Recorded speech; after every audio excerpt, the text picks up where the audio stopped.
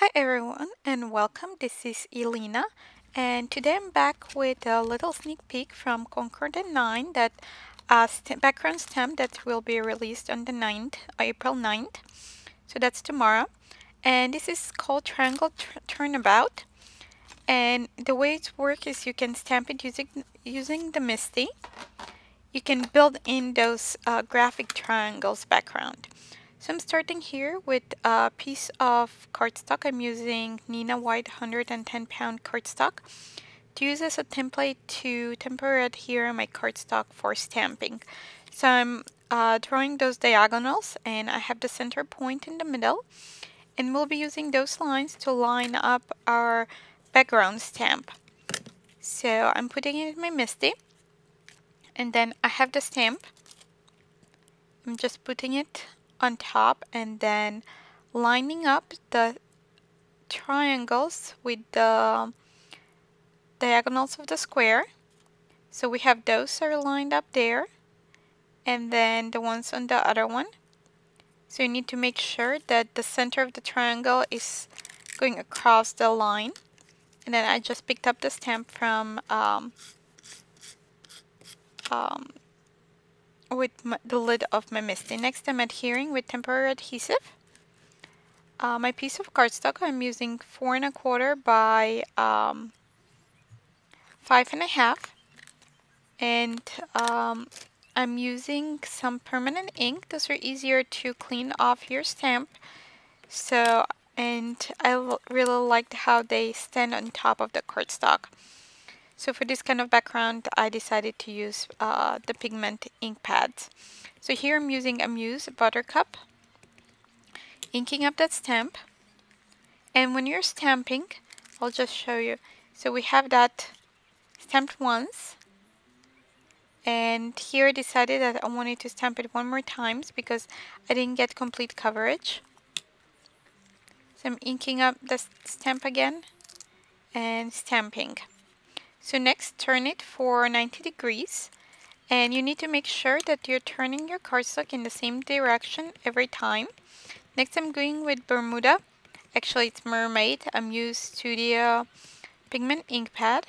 And you will notice in the next step, I did a mistake and I turned it the wrong way. I turn it back and then I'll stamp with gray on top of my yellow. But it won't be noticeable, so I just kept going and I stamped one more time with the Buttercup ink. So I'm again repeating here because I wanted a little bit better coverage. So that's another beauty of the MISTI. So there we have, and then I'm turning it here and stamping with Stormy Sky from Mama Elephant.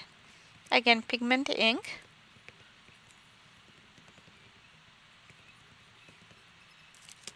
So I'm stamping here and I stamped over the yellow. But because I'm using the MISTI, it's exactly the same spot where the yellow was. So it doesn't really matter. Now I'm turning it back and I'll stamp with the yellow. Again, if you start turning your cardstock and your template clockwise, keep turning it clockwise.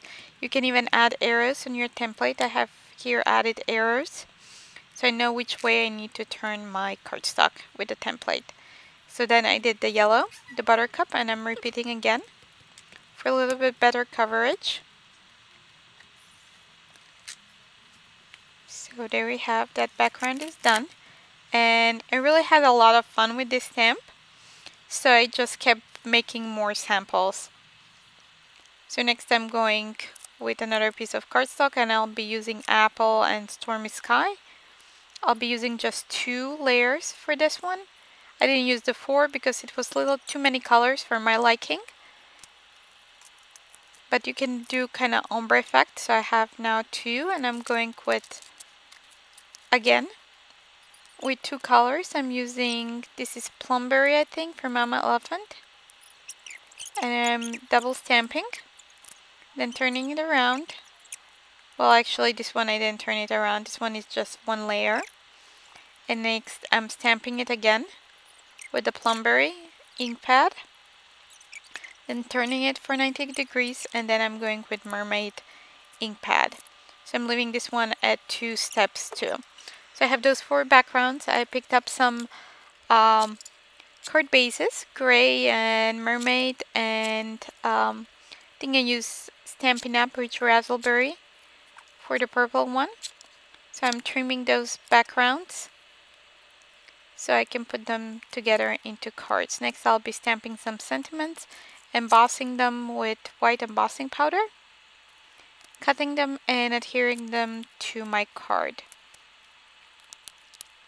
So I'm stamping all of those 4 at once. Well, not really at once, but one by one, and then I'll be embossing them at the same time. After I stamp each sentiment, I apply the embossing powder and I put it aside to wait for the rest of the sentiments to be done. So this sentiment is from another new set. I'll have that one shortly up on my YouTube channel too. And again, all these products will be available on April 9th at 9 a.m. Mountain Time. So that will be 11 a.m.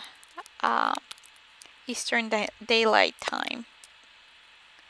So I have everything, and next I'm using my Wagner heat tool to melt the embossing powder. And next using my paper trimmer and some framelits. Some circle dice, infinity dice from Hero Arts. I'll cut a couple of the sentiments, and the other ones I'll trim using my paper trimmer. So I have one and then another one. Now it's time to put the cards together. So I'm just positioning where I want the sentiments, and I decided this one to trim it a little bit more. So I'm just temporarily adhering that one there so I know where to trim that circle sentiment. So there is one card done, and for this one I decided to circle with the sentiment instead of the middle of the card to put it on the bottom. So I'm gonna trim part of the bottom so it kinda lines with the bottom of my card. So then we have this one, and then the last one I just put the sentiment again towards the bottom. There is no space on the top along the between the edge and the layer, only on the bottom and on the sides. Next I'm adhering the sentiment, and now we have all 4 cards. So as I was looking here at the cards, I decided to add a little bit more embellishment. I don't have any embellishments. I'm using Nuvo crystal and glitter drops to add a little bit more interest to my cards.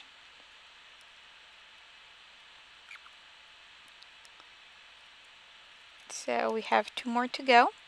I'm using the glitter here, and we're done. Thanks for watching, and see you soon in another video. Bye!